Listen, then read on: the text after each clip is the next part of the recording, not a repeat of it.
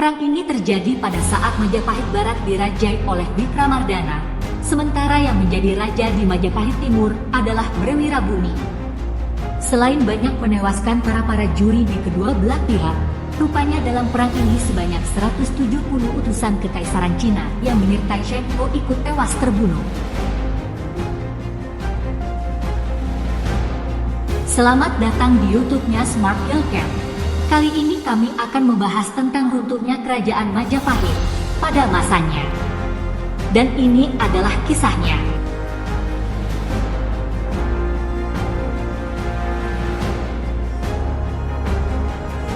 Pertemuan Orderer sebagai yang diketahui bahwa sebelum mendirikan Majapahit, Raden Wijaya atau Raja ke-1 Majapahit berjanji pada Arya Wiraraja bahwa apabila Majapahit berhasil didirikan, maka kerajaan itu nanti akan dibagi dua. Setengah untuk dirinya, sementara setengahnya lagi untuk Arya Wiraraja. Perlu dipahami bahwa ketika Singasari ditaklukkan Kediri, Raden Wijaya yang kalah itu sebagai menantu Raja Singasari melarikan diri ke Madura. Di Madura, ia dilindungi oleh Arya Wiraraja, seorang adipati Sampang. Di Madura, Arya Wiraraja menawarkan diri untuk membantu menaklukkan Kediri, sehingga kemudian atas bantuan Arya Wiraraja Kediri dapat ditaklukkan. Setelah Kediri dapat ditaklukkan oleh aliansi Raden Wijaya dan Arya Wiraraja, keduanya kemudian membentuk kerajaan baru yang diberi nama Majapahit.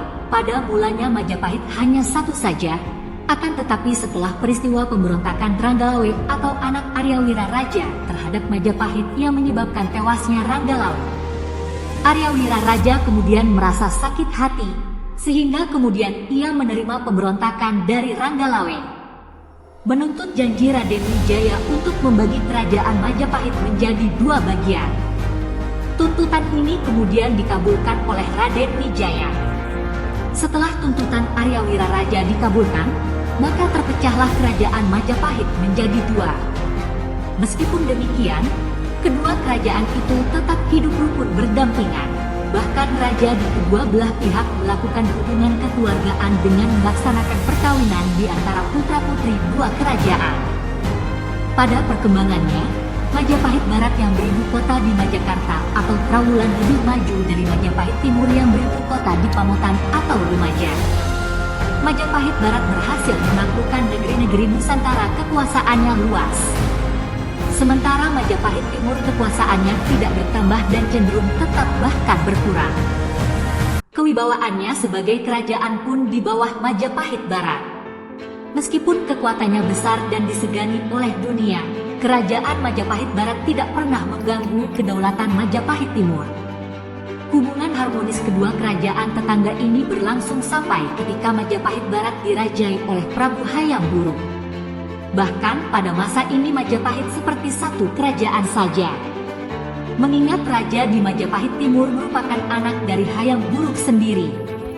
Setelah Prabu Hayam Wuruk dan Gajah Mada wafat, hubungan antara kedua kerajaan tetangga itu kemudian rusak.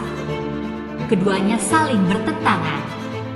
Dari pertentangan antara kedua kerajaan itu kemudian timbul peperangan. Peperangan antara kedua kerajaan ini telah dikenal dengan nama Perang Parekrek. Latar belakang dari meletusnya Perang Parekrek pada awalnya karena pertentangan tahta di kerajaan Majapahit Barat. Sebagaimana diketahui, Prabu Hayam Wuruk selama hidupnya menikahi beberapa orang selir. Dari selirnya itu kemudian ia memperoleh anak laki-laki yang dikenal dengan nama Brewirabumi. Saat kecil Brewirabumi diasuh oleh penguasa Majapahit Timur yaitu Raja Dewi dan Wijaya Rajasa. Setelah besar, Brewirabumi dinikahkan oleh orang tua angkatnya dengan putrinya Nagarawardhani. Setelah menikah, kemudian Brewirabumi diangkat menjadi raja di Majapahit Timur. Di sisi lain, dari permaisurinya Hayam Wuruk rupanya tidak mempunyai anak laki-laki. Ia hanya mempunyai anak perempuan. Dari permaisurinya yang bernama Sri Sudewi, Hayam Wuruk memperoleh anak perempuan yang bernama Kusuma Wardhani. Selepas pemangkatan Hayam Wuruk, ternyata yang menjadi raja selanjutnya adalah Wikramardana, suami dari anak perempuan Hayam Wuruk. Faktor pengangkatan mantu sebagai Raja Majapahit Barat inilah yang kemudian membuat marah Brewi-Rabumi.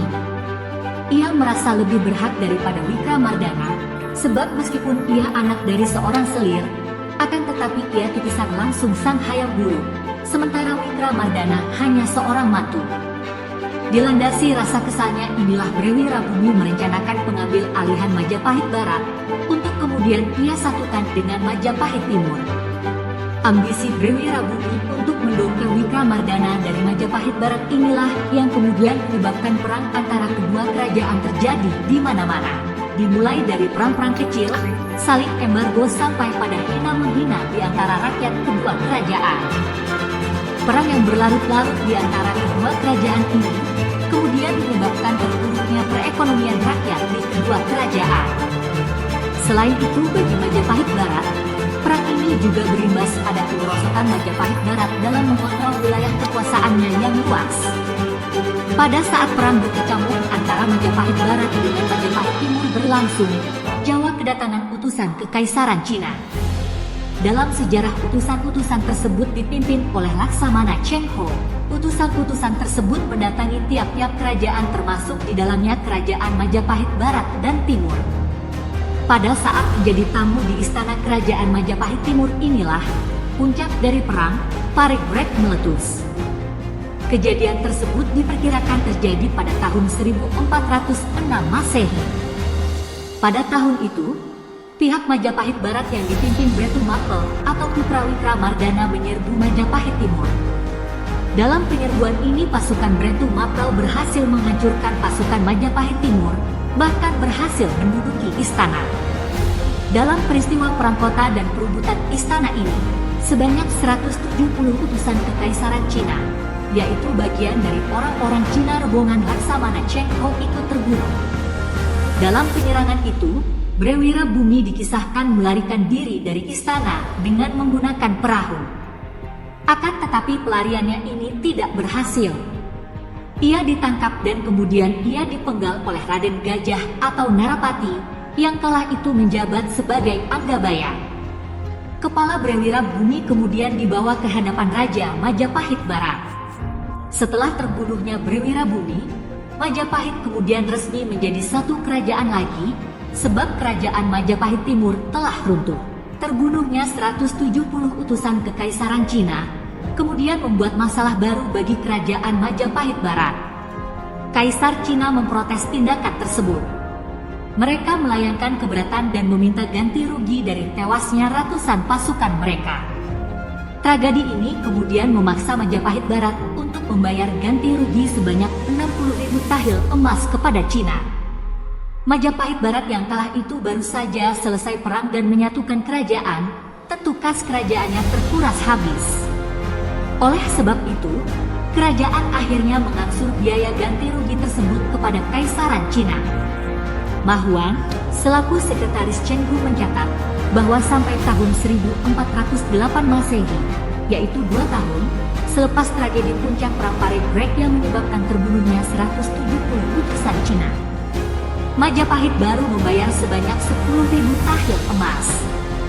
Namun, karena kasihan terhadap kondisi Majapahit yang sedang terpuruk, sekaligus ingin menjalin persahabatan yang baik dengan Majapahit, Kaisar Yumro kemudian membebaskan biaya ganti rugi itu.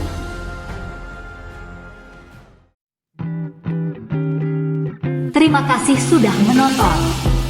Semoga menghibur dan dapat wawasan ya guys. Jangan lupa like, komen, dan subscribe. See you next content guys.